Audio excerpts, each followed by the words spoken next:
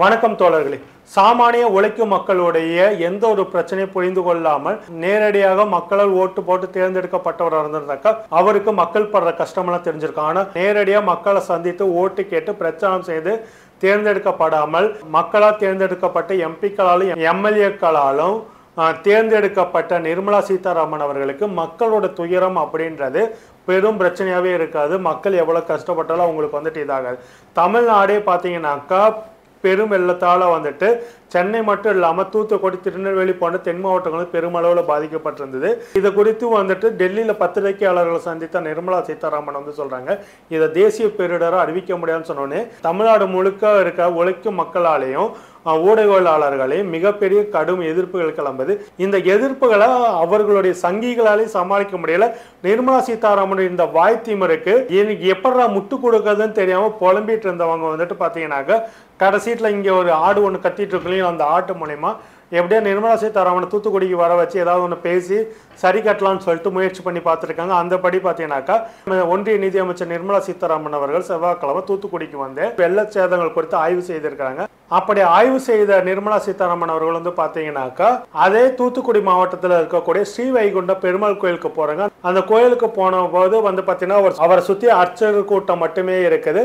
அப்போ பக்தரா வந்த ஒருத்தர் வந்து சொல்றாரு, எனக்கு ஒரு சின்ன ரெக்வஸ்ட் இருக்கு, கோயிலுக்கு பின்பக்கம் வந்து பார்த்தீங்கன்னாக்கா அசுத்தங்களால் காணப்படுது, அதை சரி பண்ணி கொடுக்கணும், அந்த இடத்துல யாரும் அசுத்தம் செய்யாத மாதிரி ஒரு பாதுகாப்பு அமைச்சு கொடுங்க அப்படின்னு சொல்லி கேட்ட உடனே நிர்மலா சீதாராமன் வந்து அங்கே இருக்கிற அறநிலைத்துறை அதிகாரிகள்கிட்ட வந்து கேட்கணும். அறநிலைத்துறை அதிகாரிகளும் நாங்கள் சரி பண்ணி கொடுக்கணும்னு சொல்லும்போது நயனா நாயந்திரன் என்னோட தொகுதி நீதியை கொடுக்குறேன்னாங்க, நீங்களாம் அது எதுக்கு கொடுக்குறீங்க, அர்ச்சகருக்கே வந்து பார்த்தீங்கன்னாக்கா இந்து சமய அறநிலையத்துறை வந்துட்டு ரேஷன் கடையில் கொடுக்குற மாதிரி 3000 ரூபாய் அளந்து கொடுக்குறாங்க, ஆனால் வந்துட்டு ரோடு போடுவாங்க, மற்ற வேலையெல்லாம் பண்ணாங்க, இந்த வேலையை அவங்களே பண்ணிடுவாங்க அப்படின்னு சொன்னாங்க. ஆமாம், அரசாங்கத்துடைய வேலை வந்துட்டு பார்த்தீங்கன்னாக்கா கோயிலை மட்டுமே பாதுகாத்துட்டு இருக்கிறதுக்கு இது ஒன்றும் சங்கி அரசாங்கம் கிடையாது. மக்களுடைய நலனையும் மக்களுடைய பாதுகாப்பையும் பாதுகாக்கக்கூடிய திராவிட மாடல் அரசு. அதனால இந்த அரசாங்கம் வந்து பார்த்தீங்கன்னாக்கா நிச்சயமாக கோயில்களையும் பராமரிக்கிறாங்க. இந்து சமய அறநிலையத்துறை அமைச்சர் சேகர்பாபு அவர்கள் மிக தீவிரமாக செயல்பட்டு இருக்காரு, அதில் எந்த ஒரு மாற்று கருத்து இல்லை. அதே நேரத்தில் வந்து பார்த்தீங்கன்னாக்கா நாங்கள் ரோடும் போடுவோம், ஹாஸ்பிட்டல்ஸும் கட்டுவோம், இந்து சமய அறநிலையத்துறை மூலியமா கல்லூரிகளையும் அமைச்சு காட்டி இந்துக்களுடைய பணத்தில் இந்துக்களையே படிக்க வைப்போம். எந்த இந்து மக்கள் படித்தாக்கா தப்புன்னு சொன்னீங்களோ அதே இந்து மக்களை வந்து படிக்க வைக்கிற வேலையும் இந்த திராவிட மாடல் அரசு வந்து செஞ்சுட்டு இருக்கோம். அப்போ வந்து பார்த்தீங்கன்னாக்கா இந்த கூட்டத்தில் இருந்த அந்த புகார் தெரிவித்த அதே நபர் வந்து சொல்ல, நானும் என் சொந்த காசு 30,000 ரூபா கொடுக்குறேன்னு சொன்ன உடனே ஐயோ அதை உண்டியலில் போட்டாதில் அதுக்கு பதிலாக உரிய வாட்டா கொடுத்துருங்க அப்படின்னு அந்த நீங்கள் சொல்கிற அந்த உரிய யாருன்னா வாக்கள் தானே, அவங்ககிட்ட கொடுத்துட்டா மட்டும் அவங்க வந்துட்டு நேர்மையாக போட்டு காட்டிடுவாங்களா? என்ன ஒரு அயோக்கியத்தனமான பேச்சு பேசிட்டு இருக்கீங்க நிர்மலா சீதாராமன் அவர்களே.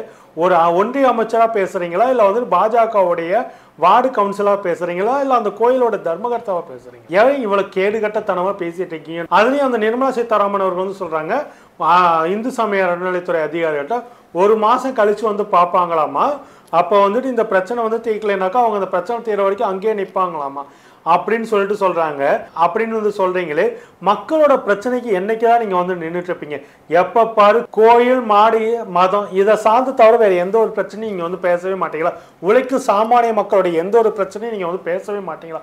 நிர்மலா சீதாராமன் அவர் நீங்களும் சரி, உங்களுடைய பாஜகவும் சரி. இதே தூத்துக்குடி மாவட்டத்தில் ஓரிக்காட்டில் வந்துட்டு சாமானிய உழைக்கும் வர்க்கத்தை சேர்ந்த மக்கள் வந்துட்டு கேட்குறாங்க, அம்மா எங்களுடைய ஒட்டுமொத்த வீடு, பணம், பொருளாதாரம், ஆடு மாடு கால்நடைகள் எல்லாமே வெள்ளத்தில் அடிச்சுட்டு போயிடுச்சு, எங்களோட வாழ்வாதாரமே பாதிக்கப்பட்டு போய் இடிஞ்சு போய் உக்காந்துட்டு இருக்கோம், தயவு செஞ்சு இதை தேசிய பேரிடராக அறிவிச்சு எங்களுக்கு உரிய தொகையை வந்துட்டு நிவாரண தொகையை வந்து கொடுங்க, உரிய உரிமையான நிவாரண தொகையை வந்து கொடுங்கன்னு சொன்னப்ப கூட நீங்க என்ன சொன்னீங்க? அதே தமிழ்நாட்டுடைய ஆளுநர் RN ரவி என்ன சொன்னாரோ நீட் விவகாரத்தில் அதே போல நெவர் எவர்னு சொல்லிட்டு ரொம்ப ஒரு இருமாப்போட பேசுனீங்களே, அதே மாதிரி வந்துட்டு அங்க கோயிலில் நீங்க பேசியிருக்கணும், பேசியிருக்க கூடாதோ?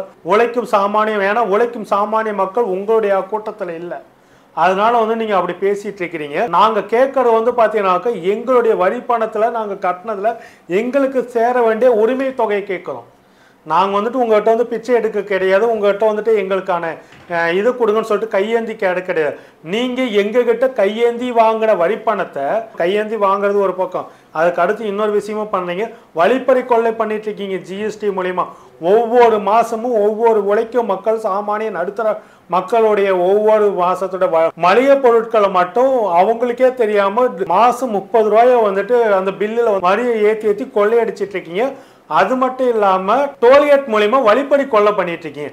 இவ்வளவு பணத்தை கொள்ளையடிச்சு எங்களுடைய மக்களுடைய பணத்தை, இது தமிழ்நாடு மட்டும் இல்ல இந்திய அளவிலே ஒவ்வொரு மாநில மக்களுடைய பணத்தை வந்துட்டு கொள்ளையடிக்கிறீங்க, திருடுறீங்க, கையேந்தி வாங்கிக்கிறீங்க.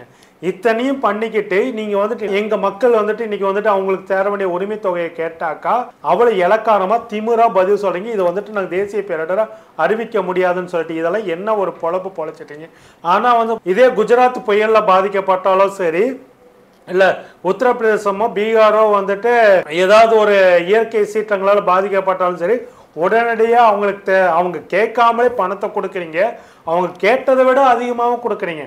ஆனால் நாங்கள் உங்களுக்கு இந்தியாவிலேயே 2வது மாநிலமாக அதிக வரி கொடுக்குற மாநிலமாக இருக்கிறோம். அப்படிப்பட்ட எங்களுக்கு உரிய தொகையை வந்து கொடுக்கறதுக்கு மறுக்கிறீங்க. நீங்கள் ஆளக்கூடிய உங்கள் கட்சி ஆளக்கூடிய மாநிலங்களுக்கு கேட்காமலே அள்ளி அள்ளி கொடுத்துட்டு எங்களுடைய வரிப்பணங்களும் சேர்த்து அங்கே கொடுத்துட்டு நீங்கள் ஆளாத மாநிலங்களுக்கு எங்களுக்கு சேர வேண்டிய பணத்தை கொடுக்க மறுக்கிறீங்களே, இதெல்லாம் என்ன ஒரு பொழப்பு? நிர்மலா சீதாராமன் அவர்கள் உங்களுக்கு நாங்கள் ஓப்பன் சேலஞ்சே கொடுக்குறோம்.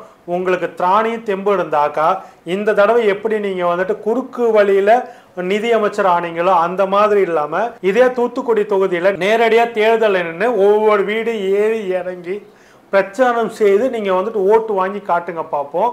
அதுக்கு அப்புறமேட்டு பேசிக்கலாம். நன்றி, வணக்கம் தோழர்கள்.